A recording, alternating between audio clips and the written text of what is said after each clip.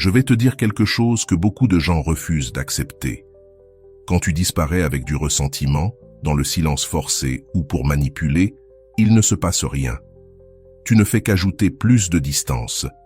Mais quand tu disparais depuis la dignité émotionnelle, depuis cet espace où tu ne cherches plus à attirer l'attention, où tu ne t'humilies plus pour être aimé, là, il se passe quelque chose de puissant. L'autre commence à sentir le vide de ton absence. Parce qu'une femme qui se retire dans le silence, mais avec estime d'elle-même, ne part pas comme une autre. Elle laisse un écho, et cet écho la poursuit. Il existe un abîme entre disparaître depuis la douleur réactive et se retirer depuis la clarté consciente. Quand tu fuis avec du ressentiment, tu emportes une charge d'attente cachée. Tu espères qu'ils te poursuivent, qu'ils se repentent, qu'ils viennent te chercher. Ton silence crie, ton absence mendie, une attention déguisée en indifférence. Et lui, il le perçoit. Il devine que tu es encore là, derrière ce rideau d'orgueil blessé, attendant qu'il revienne. Mais quand tu te retires avec dignité, tout change. Tu ne disparais pas pour provoquer une réaction chez lui, tu disparais parce que tu as réagi, toi. Tu te retires parce que tu as pris une décision intérieure, pas parce que tu veux déclencher une émotion extérieure. Ton silence ne négocie pas. Ton absence ne cherche pas la validation. Tu n'es tout simplement plus disponible émotionnellement.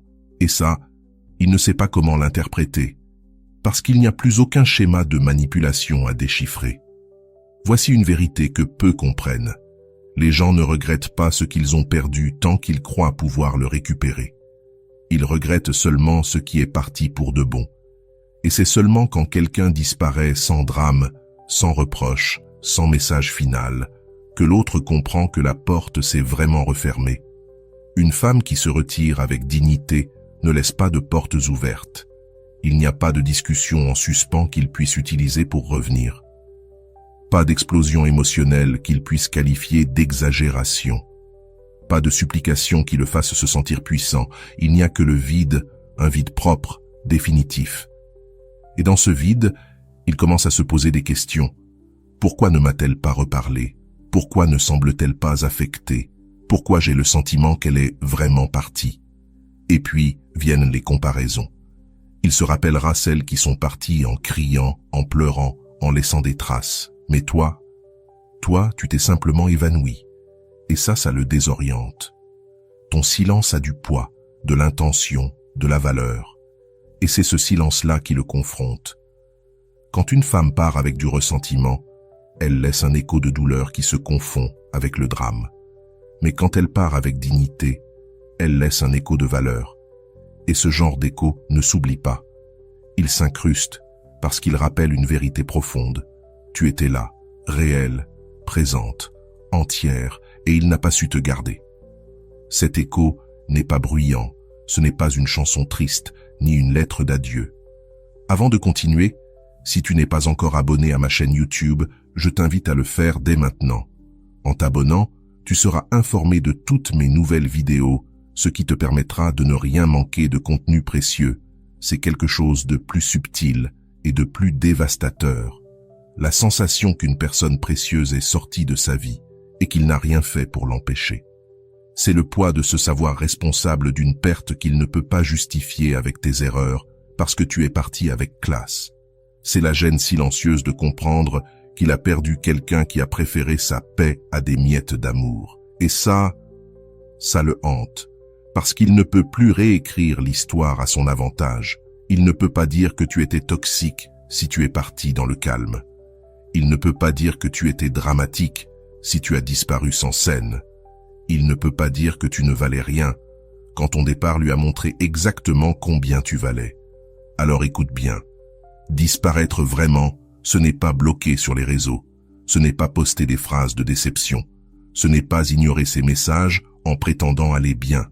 Disparaître vraiment, c'est partir d'abord à l'intérieur, c'est te retirer émotionnellement avant de te retirer physiquement. C'est ne plus rien attendre, ne plus vérifier ton téléphone avec espoir, ne plus te demander si ton absence fonctionne. Parce que si tu te poses encore ces questions, c'est que tu ne t'es pas vraiment en allé, tu fais semblant de disparaître. Tu te retires quand tu comprends que ta paix vaut plus que son regret, quand tu réalises que tu n'as pas besoin de le voir souffrir pour guérir, quand tu acceptes que tu n'as rien à prouver à quelqu'un qui n'a pas su voir ta valeur. Et quand ce moment arrive, quand tu disparais depuis cet espace de clarté et de dignité, ton absence devient inoubliable, parce que tu ne t'en vas pas comme quelqu'un de blessé, tu t'en vas comme quelqu'un de précieux qui a fait un choix. Et cette différence change tout, parce qu'une femme qui part par dépit finit toujours par revenir ou par être oubliée, mais une femme qui part par dignité, elle ne se remplace pas. Elle devient la référence, la mesure, le souvenir de ce qu'il aurait dû préserver. Et cet écho-là, cet écho n'a pas de date d'expiration. Quand tu pars sans colère, sans cri ni reproche, quelque chose d'étrange se produit. Il continue d'attendre la suite, ce fameux autre soulier qui tombe. Il s'attend au message furieux, à l'appel en larmes, à la confrontation inévitable. Mais les jours passent et rien. Le silence s'étend. Et dans ce silence, naît quelque chose de nouveau. Le doute. Pourquoi n'a-t-elle rien dit? Pourquoi n'a-t-elle pas réagi? Est-elle vraiment partie comme ça, sans un mot?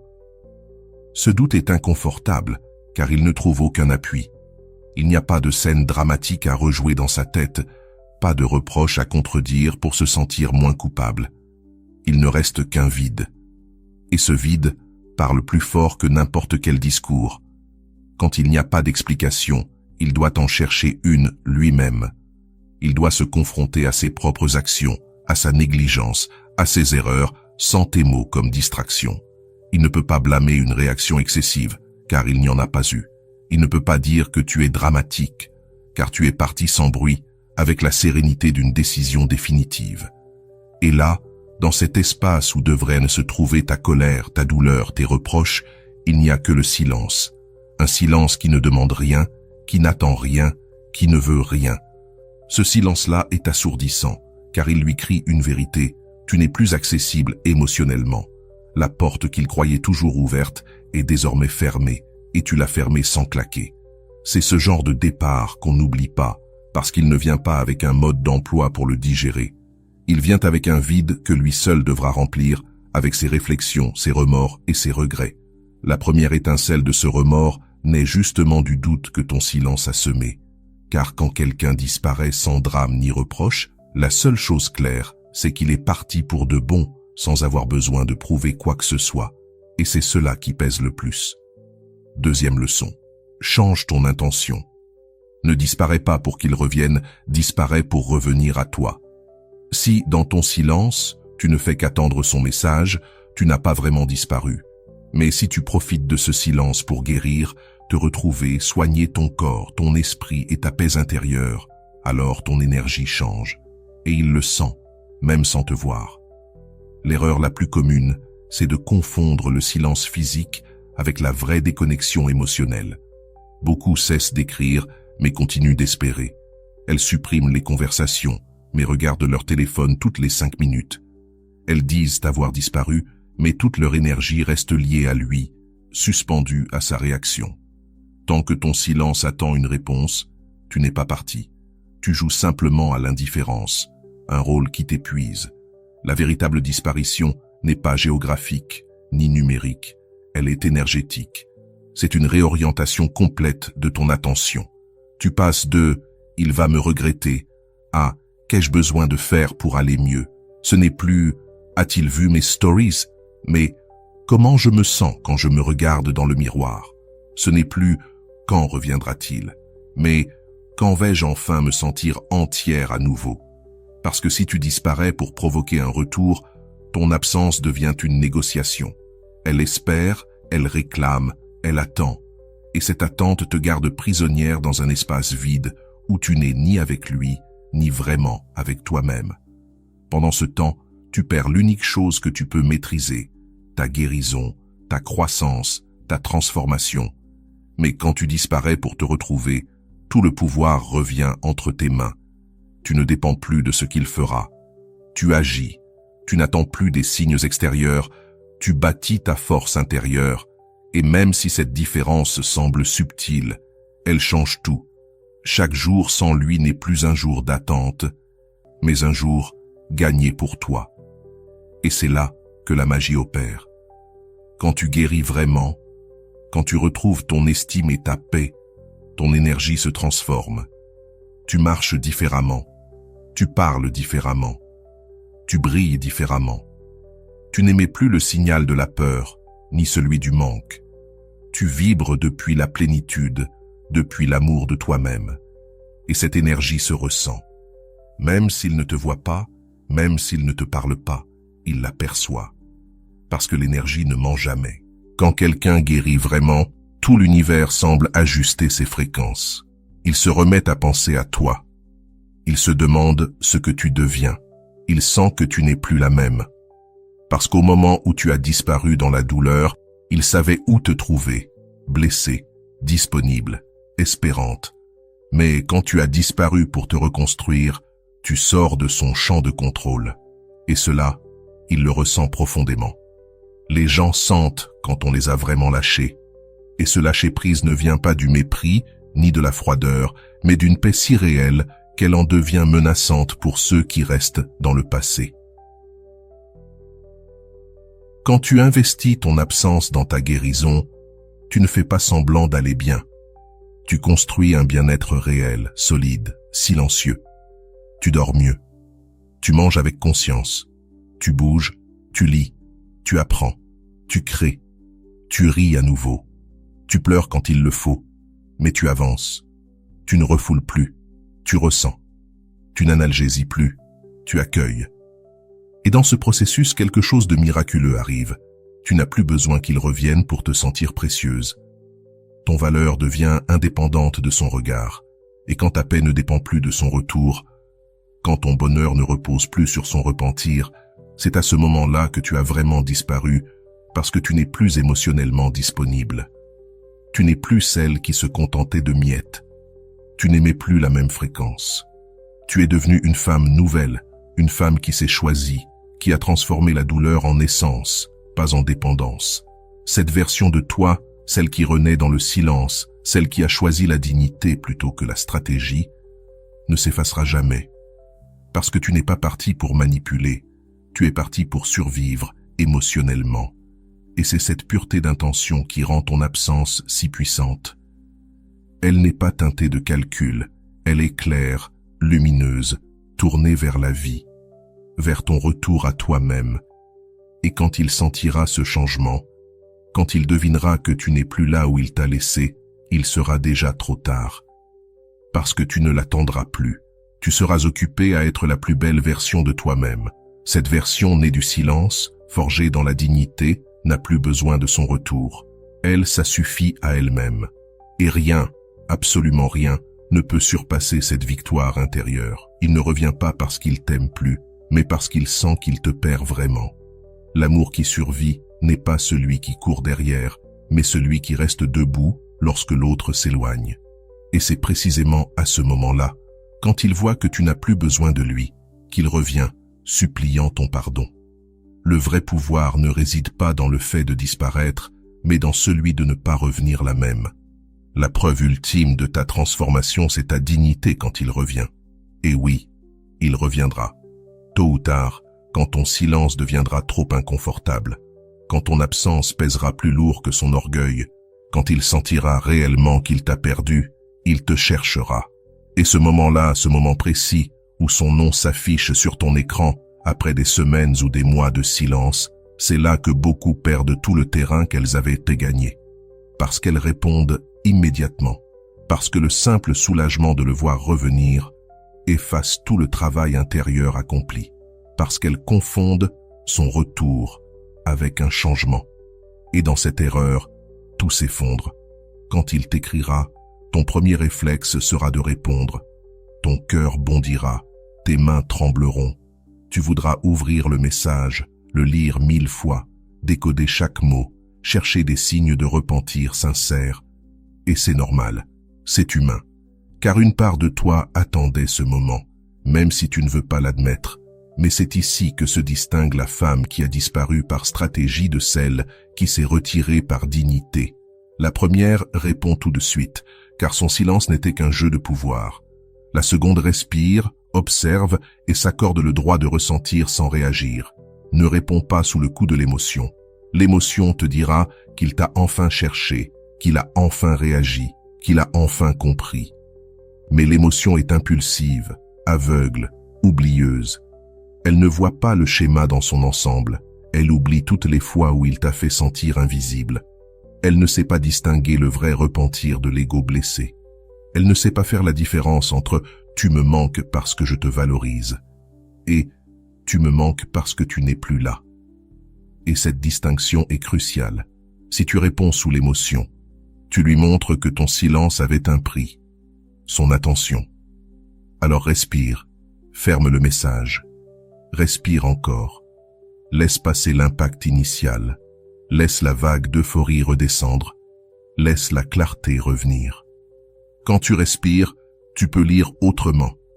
Tu peux lire sans urgence, analyser sans te justifier, ressentir sans te perdre. Tu peux voir s'il y a vraiment quelque chose de différent dans son énergie, ou si c'est juste le même homme tentant de récupérer ce qu'il a négligé, non pas parce qu'il y voit plus de valeur, mais simplement parce qu'il ne l'a plus. Observe. Observe ce qu'il dit, mais surtout ce qu'il ne dit pas. Observe s'il reconnaît ses torts ou s'il t'envoie seulement un « tu me manques » vague. Observe s'il parle de vrais changements ou s'il se réfugie dans la nostalgie. Observe s'il te cherche pour bâtir du nouveau ou juste pour revenir à l'ancien, repeint d'un vernis de regrets passagers. Les hommes qui reviennent parce qu'ils ont changé ne testent pas le terrain avec un simple message. Ils arrivent avec humilité, clarté et des actions qui soutiennent leurs mots. Ceux qui reviennent seulement parce qu'ils ont senti ton absence, eux, reviennent avec des phrases calculées, des tentatives de reconquête mesurées, avec ce ton qui dit « Je sais que si je dis ce qu'il faut, tu reviendras ». Et voici la vérité inconfortable que tu dois garder à l'esprit chaque fois que son nom apparaît sur ton téléphone. Il ne te cherche pas parce qu'il t'aime plus aujourd'hui, mais parce qu'il sent qu'il te perd vraiment. Il ne découvre pas soudainement ta valeur, il ressent simplement ton absence. Et il y a un abîme entre valoriser quelqu'un et regretter de ne plus l'avoir sous la main. La valeur se montre quand la personne est là. Le manque naît quand elle s'en va. S'il ne t'a pas valorisé quand tu étais là, patiente, aimante, compréhensive, qu'est-ce qui a vraiment changé? Lui ou simplement l'équilibre du pouvoir? L'amour qui dure n'est pas celui qui court après l'autre par peur de le perdre. C'est celui qui reste constant, cohérent, présent, même quand l'autre est là, sans avoir besoin de disparaître pour être vu. L'amour réel n'a pas besoin d'absence pour susciter l'appréciation, ni de silence pour réveiller l'intérêt, ni de distance pour créer la valeur. L'amour vrai est constant, pas réactif. Et si son mouvement n'est né que de ton départ, ce n'est pas de l'amour transformé, c'est de l'ego blessé. Quand tu restes fidèle à ton silence, quand tu refuses de briser ton absence simplement parce qu'il a brisé la sienne, tu lui enseignes quelque chose de fondamental. Ta dignité n'est pas négociable. Ta paix n'est pas à vendre. Il ne suffit pas qu'il te cherche, il doit prouver qu'il mérite d'être reçu. Revenir dans sa vie avec la même énergie de besoin que celle avec laquelle tu es parti, ce serait te trahir. Ce serait effacer tout ton travail intérieur. Ce serait confirmer sa croyance qu'il pouvait te négliger sans en payer le prix. Et là, justement là, quand tu restes droite, quand tu ne cèdes pas à son premier message, quand tu ne cours pas vers lui simplement parce qu'il t'a appelé, c'est à cet instant qu'il comprend vraiment ce qu'il a perdu. Il s'attendait à ce que tu répondes, à ce que ton absence soit un simple ultimatum. Il pensait qu'il suffirait de te chercher pour te retrouver. Mais quand ton silence persiste, même après sa tentative, quelque chose se fissure en lui. Il réalise « Je l'ai vraiment perdu ». Et ce déclic, ce moment de confrontation avec la perte réelle, c'est là que le faux repentir peut devenir sincère ou que la vérité éclate. Il ne changera jamais. Quand il verra que tu n'as plus besoin de lui, que ta vie continue, que ta paix ne dépend pas de son retour, quand il sentira que tu n'es plus cette femme qui se contentait de miettes d'attention, alors seulement Il comprendra la profondeur de ce qu'il a détruit. Il ne reviendra pas avec un simple message, ni pour tester s'il te possède encore, mais avec une véritable humilité, des changements réels et la volonté sincère de faire ce qu'il n'a pas fait auparavant, parce qu'il aura enfin compris que tu n'es plus un plan B, ni une option. Que s'il veut faire partie de ta vie, il devra mériter cette place et non la réclamer simplement parce qu'il l'a déjà eue. Mais voici le tournant final, la vérité la plus puissante de toutes. Quand tu atteins ce point d'indépendance émotionnelle véritable, quand tu n'as plus besoin de lui pour te sentir complète, quand ta paix intérieure devient si solide que son retour est un choix et non une nécessité, c'est là que tu découvres ton véritable pouvoir. Car le vrai pouvoir ne réside pas dans le fait de disparaître pour qu'il te manque, mais dans ta transformation pendant ton absence. Quand il reviendra, tu ne seras plus la même. Tu ne vibreras plus dans la fréquence du besoin, tu n'accepteras plus les mêmes conditions, tu ne te contenteras plus du même niveau d'amour. Le vrai pouvoir, c'est de ne pas revenir identique. C'est de revenir si tu choisis de le faire depuis un lieu d'élection conscient et non de besoin désespéré. De revenir si tu reviens avec des standards plus élevés, des limites plus claires, un amour-propre plus fort. Ou de ne pas revenir du tout. Parce que durant ton absence, tu as découvert que la vie sans lui n'est pas seulement possible. Elle est belle, paisible, et surtout, elle t'appartient. Parce qu'une femme qui disparaît pour se retrouver, pour guérir, pour grandir, pour se souvenir de celle qu'elle était avant de se perdre à vouloir plaire à quelqu'un qui ne la valorisait pas. Cette femme, lorsqu'elle revient à sa propre vie, entière et épanouie, avec ou sans lui, ne peut plus jamais être traitée comme avant. Elle n'accepte plus le minimum. Elle ne mendie plus l'attention. Elle ne s'excuse plus d'avoir besoin de respect. Elle est devenue quelqu'un qui connaît sa valeur. Et cette connaissance, cette certitude intérieure, fait de son absence quelque chose d'inoubliable et de sa présence un privilège, non un droit.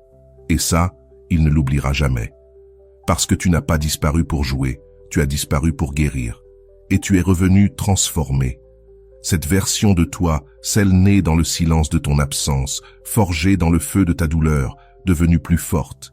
Cette version-là est imparable.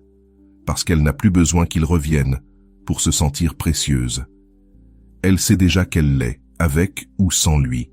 Et c'est ce type de pouvoir qui change tout. Si cette vidéo t'a aidé à comprendre ton pouvoir émotionnel, abonne-toi pour ne pas manquer la suivante. Mets un like, partage-la avec une amie qui a besoin de l'entendre. Et dis-moi en commentaire si toi aussi, tu as déjà dû disparaître pour retrouver ta paix intérieure. Et si tu veux soutenir davantage cet espace, deviens membre. Tu auras la priorité pour que je réponde à tes messages et ensemble, nous continuerons à grandir.